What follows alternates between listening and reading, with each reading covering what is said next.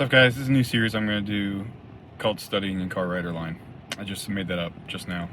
I'm studying for my level 3 CrossFit certified trainer examination, and it's really needing to know the CrossFit methodology inside and out, and fitness and training in general. So I'm reading through the CrossFit level 1 trainer guide, and there's a lot to it. The level 1 is a weekend course with a combination of lectures and breakouts, and there's a test at the end, and that's just like the beginning of, if you want to be a coach, your coaching journey. It's actually something I would recommend anybody to do, whether you want to be a coach or not. You're going to learn so much about movement and about exercise and why it's important. Not just why CrossFit is important. It's not just about CrossFit, which is one thing you'll discover is much bigger than that.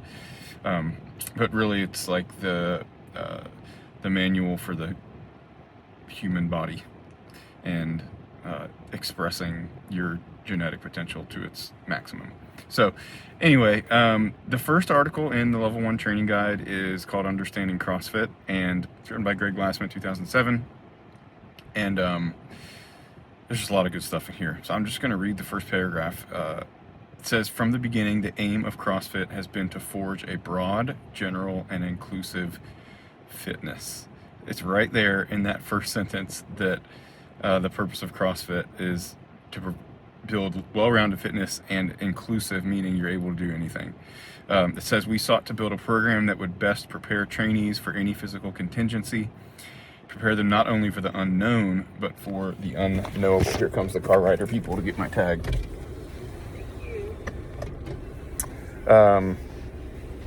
And unknown and unknowable. So this comes into play, like, even just in our day in and day out workouts. Like, I think people who've been doing CrossFit a really long time get to a point where, like, you're comfortable with certain movements. You're comfortable with, okay, this workout's kind of like this other thing I've done before. Like, I kind of know how this is going to feel. And it's just a good reminder that the reason why CrossFit is constantly varied is that there should be, within workouts, things that come up that are not necessarily movements, but sometimes movements, but even just the way things are combined, or weights or rep schemes, or combinations of movements that you haven't not done before. And sometimes when you've been doing CrossFit a really long time, you need to take ownership of presenting yourself with the unknown and the unknowable. Meaning, like, a workout, like today's workout at our class at CrossFit Spring Hill, was 6 rounds of 3 wall walks, 9 overhead squats, and 12 pull-ups. And for people who've been doing CrossFit a really long time, you have your butterfly pull-ups. You're doing all 6 sets with 12 butterfly pull-ups, maybe unbroken, maybe a little bit in 2 sets. But if you're somebody who just, when there's pull-ups in a workout, it's like, okay, butterfly no matter what, because I have them and I know they're faster and they're efficient. Throw in kipping gymnastic pull-ups sometimes, and you will be shocked, if you never do them, at how hard that is and how unprepared you are for it. So just embrace that. It's unknown and unknowable. So if you're looking at every workout thinking like, okay, I kind of know what I'm going to do here, I kind of get it, you're missing something there. And maybe that's partially on the programmer as well. So that's something we all need to pay attention to. Looking at it, it goes on to say, looking at all sport and physical tasks collectively, we asked what physical skills and adaptations would most universally lend themselves to performance advantage.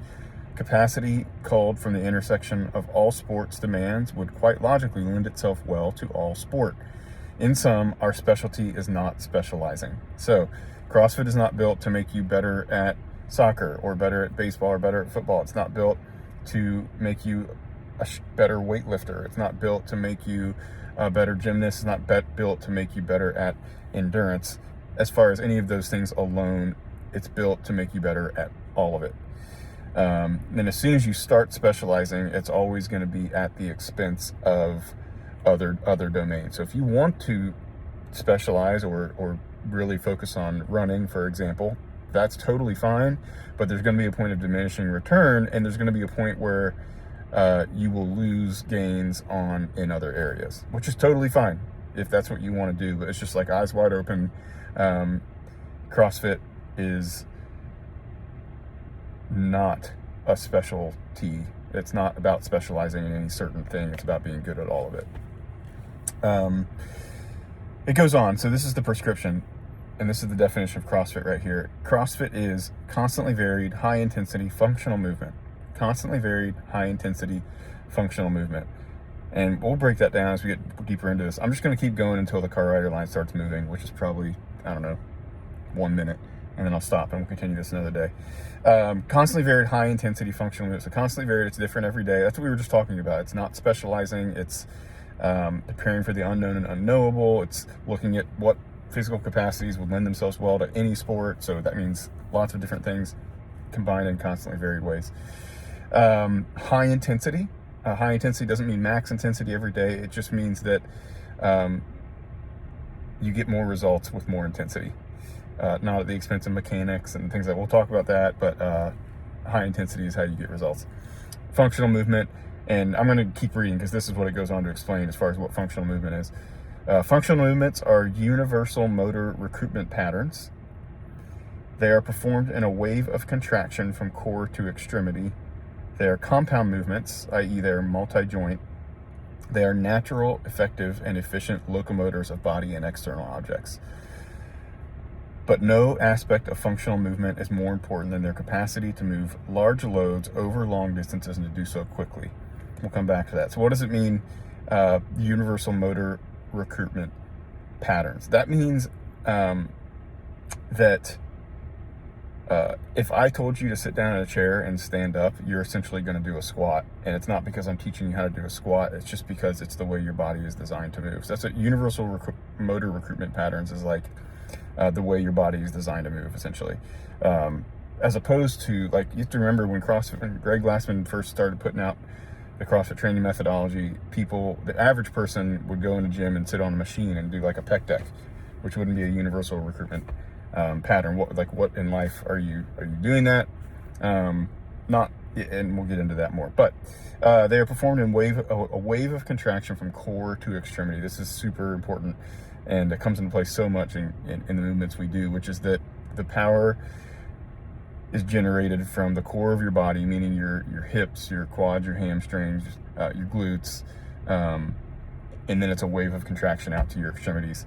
And again, that's naturally the way you're going to move. If you're going to throw, if you're going to jump, if you're going to throw a punch, swing a bat, swing a golf club, it's going to be a core to extremity movement, and it's going to be the most efficient way to move a large load long distance quickly. They're compound movements, meaning multi-joint. Again, when Greg Glassman first started putting this stuff out, it was more common to do isolated movements, so just like a preacher curl, where you're just working essentially at the elbow joint, working your bicep, as an example, or a hamstring curl. But compound movements are multi-joint, meaning for a deadlift, you're hinging at the knees, the hips, you're using multiple muscle groups, multiple joints to move an object from point A to point B. They're natural, effective, and efficient locomotors of bodies. So, again, it's going to be the most efficient way to move an object from point A to point B in most situations. So those are some characteristics of functional movement, but no aspect is more important than their capacity to move large loads, long distances, and quickly. Collectively, these three attributes, load, distance, and speed, uniquely qualify functional movements for the production of high power. Intensity is defined exactly as power, and intensity is the independent variable most commonly associated with maximizing the rate of return on favorable adaptation to exercise.